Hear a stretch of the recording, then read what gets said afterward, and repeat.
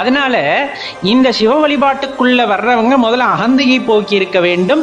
எல்லா உயிர்களையும் சமமாக பாவிக்கும் மனதை பெற்று இருக்க வேண்டும். இந்த மனித குலமே சிறந்தது அப்படிங்கறதெல்லாம் அகந்தையோட உச்சம். நம்முடன் பழகுகின்ற, நம்முடன் இருக்கின்ற அனைத்து உயிர்களுக்கும் தலைவன் யார் என்றால் அந்த சிவபெருமான் அப்படிங்கிற அந்த உணர்வு.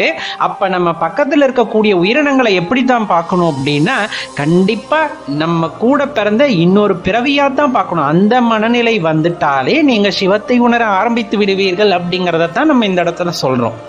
உயர்ந்தவன் தாழ்ந்தவன் என்று பாராமல் நிலையானது நிலையற்றது என்பதை உணர்வதுதான் சிவம் அப்படிங்கறத மனசுல வச்சுக்குங்க.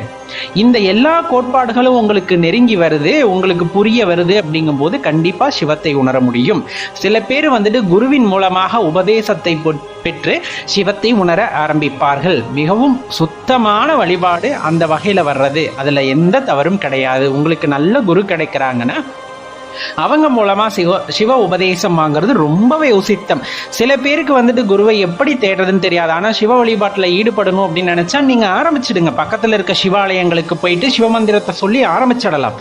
சரியான காலகட்டம் வரும்போது சிவபெருமானே உங்களுக்கு குருவை காண்பிப்பார், அல்லது அவரே உங்களுக்கு குருவாக இருந்து உபதேசம் புரிவார். உங்களது பக்தியின் தன்மையை பொறுத்து, உங்களின் பக்தியின் ஆழத்தை பொறுத்து அப்படின்ட்டு நம்மளால சொல்லிக்க முடியும் நண்பர்களே.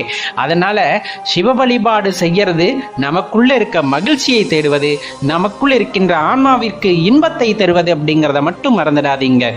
பெரும்பாலும் பார்த்தீங்கன்னா இந்த இறை பக்தி அப்படிங்கிறது ரொம்பவே முக்கியமான விஷயம். அந்த இறை பக்தி இல்லாத இடத்துல மனக்குழப்பம் இருக்கும், வாழ்க்கையை பற்றி ஒரு தெளிவில்லாத நிலை இருக்கும். அதே போல மற்றவங்களை குறை சொல்லக்கூடிய அந்த உணர்வானது இருந்து கொண்டே இருக்கும். அப்ப அந்த இறை பக்தி இல்லாம போகும்போது இறைபக்தி அப்படிங்கிறதோ அந்த ஆன்மீகம் அப்படிங்கிறதோ உண்மையா புரிஞ்சுக்காதவங்களுக்கும் அதே மாதிரி தான் இருக்கும். நம்ம போய் கோவில்ல நின்றுட்டு ஒரு அர்ச்சனை பண்ணா நம்மளுக்கான பிரச்சனை போயிடும், ஒரு கோயில்ல போயிட்டு ஒரு தான தர்மம் செஞ்சா நம்மளுக்கான பிரச்சனை போயிடும், பரிகாரம் செஞ்சா போயிடும் அப்படின்னு நினைக்கும் போதே அது அந்த இடத்துல ஆன்மீகத்திற்கான அடிப்படையவே இழந்து விடுகின்றது.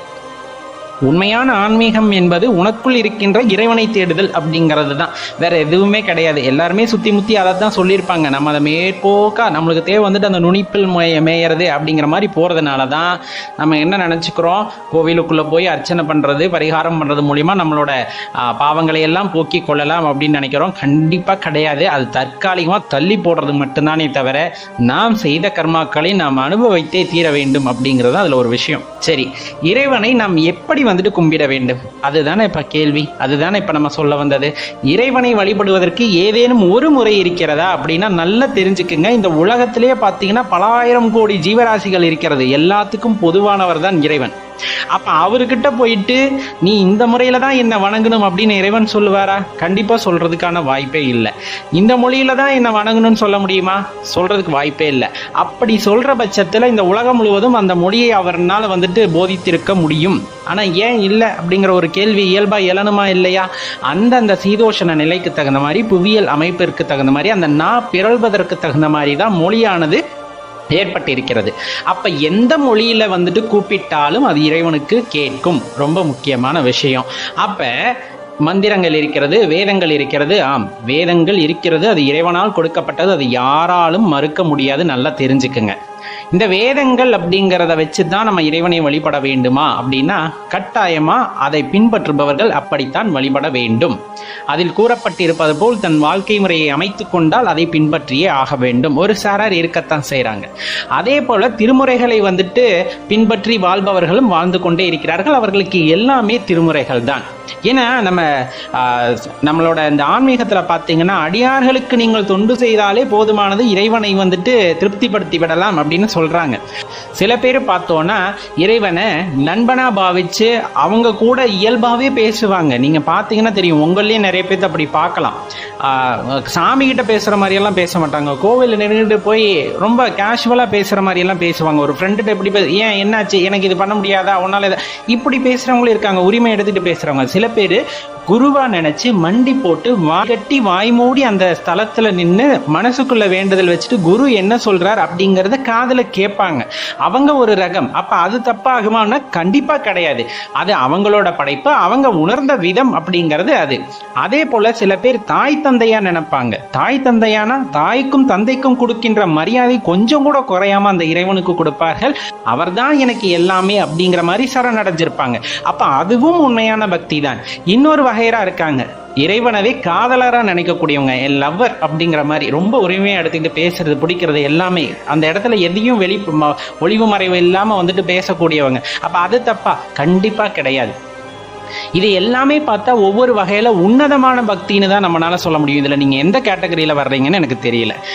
இதையெல்லாம் தாண்டி நாம் குழந்தையாக இருந்து இறைவனை பாடுவது, நாம் குழந்தையாக இருந்து அந்த குணத்தோடு இறைவனை நேசிப்பது ரொம்பவே உத்தமமானதுங்க. ஏன் அப்படி சொல்றோம்? குழந்தைக்கு மனசில் வஞ்சகம் இருக்காது. இப்போ நீங்கள் சாப்பாடு வந்துட்டு நெய்வேத்தியம் படைக்கிறோம், நம்ம என்ன பண்ணுறோம்? ஒரு தட்டு இலை வச்சு அதுக்கு மேலே வச்சு கொண்டு போய் அந்த இடத்துல வச்சுட்டு நம்ம நெய்வேத்தியம் படைப்போம். குழந்தைங்க கிட்ட கொடுத்து பாருங்க, கொண்டு போய் வைக்க மாட்டாங்க, எடுத்து ஊட்டி விட ஆரம்பிச்சிருவாங்க. ஏன்னா நம்ம வந்துட்டு சாமியை வேற ஒரு ஆங்கிளில் பார்த்தோம்னா குழந்தைகள் தனக்கு ஈக்குவலாக பார்க்கக்கூடியவங்க, அவங்களுக்கு என்ன ஏதுன்னெலாம் தெரியாது. சாமியே என்னோட ஃப்ரெண்டு அப்படிங்கிற மாதிரி பார்ப்பாங்க. சாப்பிடுன்னு ஊட்டி விடுற அழகு இருக்குது பார்த்தீங்களா, அங்கே தான் அந்த இறைவனோட சூட்சமம் இருக்கின்றது. அப்போ குழந்தைத்தனமான மனது இருக்கிற இடத்துல கண்டிப்பாக இறைவன் இருப்பார். அந்த இறைவனோட ஆற்றலை அங்கு உணர முடியும் நண்பர்களே. இது மாதிரி நிறைய பேர் இருப்பாங்க. இந்த மாதிரி வகையில் நீங்கள் எப்படி வந்துட்டு இறைவனோட தொடர்பு கொள்றீங்க, நீங்கள் எப்படி வந்துட்டு அந்த இறைவனை உணர்ந்தீங்க அப்படின்னு உங்களுக்கு ஞாபகம் இருக்கா அப்படிங்கிறத யோசிச்சு பாருங்களேன். ரொம்பவே சந்தோஷத்தை ஏற்படுத்தும். சில கோவிலுக்குள்ளே எல்லாம் போகும்போது நமக்கே புரியாமல் ஏதோ நம்ம வீட்டுக்குள்ளே போகிற மாதிரி ஒரு சந்தோஷம் வரும் பார்த்தீங்களா. அந்த இடத்துல தாங்க அந்த பாண்டு, உங்களுக்கும் இறைவனுக்கான பாண்ட் அந்த இடத்துல தான் கிரியேட் ஆகும். சில இடத்துக்கெல்லாம் போனால் நம்மளால் உள்ளே போகவே முடியாது. கோவில் நான் சொல்ல, இப்போ நீங்கள் அந்நியர்கள் வீட்டுக்குள்ளே போனால் நம்மளுக்கு ஒரு உறுத்தல் இருக்கும் இல்லைங்களா, அந்த மாதிரி உறுத்தல் எப்போவுமே கோவிலுக்குள்ளே வராது.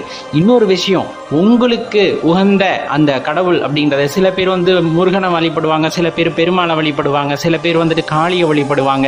இந்த மாதிரி காலகட்டங்கள்ல அந்த கோவிலுக்குள்ள போகும்போதே எங்க அம்மா என்ன கூப்பிடுறாங்க, இந்த பார் என் பெருமாள் என்ன கூப்பிடுறாரு பார் அப்படிங்கிற மாதிரி, இந்த கந்தன் என்ன கூப்பிட்டுட்டார் அப்படிங்கிற அந்த உரிமையோட உள்ள போவோம். என் ஃப்ரெண்டு வீடுடா அப்படிங்கிற மாதிரி நம்ம உள்ள போவோம். எங்க அப்பா அம்மா அங்க இருக்காங்க, நாங்க இங்க போறோம். அந்த உணர்வு தாங்க, அந்த அடிப்படை உணர்வு, கள்ளம் கபடமற்ற அந்த உணர்வு தான் ஆன்மீகத்துக்கு தேவையானதே தவிர நீங்க கொண்டு போய் கொடுக்குற பூவோ பழமோ, நீங்க கோயிலுக்கு கொடுக்குற காசோ, அதெல்லாம் ஒண்ணுமே முக்கியம் இல்லை. அவரு தான் கொடுத்தாரு, அவரு கொடுக்கறதுக்கு நம்ம யார் அப்படிங்கிறது தானே கேள்வி. 100 கோடி ரூபாய் சம்பாதிக்கிறேன்னா 10 கோடியை கொண்டாந்து உனக்கு கொடுக்குறேன் அப்படிங்கும் போது அவர் அதை வச்சுட்டு மாளிகை கட்டிட்டுலாம் இருக்க போறதில்ல. கடவுள் அப்படிங்கிறவே எளிமையின் வடிவமானவர், நல்லா தெரிஞ்சுக்குங்க. அவருக்கு என்ன தேவை அப்படிங்கிறத அவரால் அமைச்சுக்க முடியும். தேவை ஏற்பட்டால் இன்னார் மூலமாக நடக்க வேண்டும் என்றால் நடக்கும். அதற்காக நம்ம போயிட்டு அங்கே டிமாண்டு அப்படிங்கிற மாதிரிலாம் பேசக்கூடாது. ரொம்ப முக்கியம், கள்ளம் கபடமற்ற உள்ளம் இருக்கும் இடத்தில் இறைவன் குடியிருப்பார். இதில் நீங்கள் எந்த வகை அப்படிங்கிற யோசிச்சு பாருங்க. உங்களால உணர முடிஞ்சது அப்படிங்கும் போது கண்டிப்பா அந்த பாதையிலே நீங்க போங்க, இறைவனை அடைந்து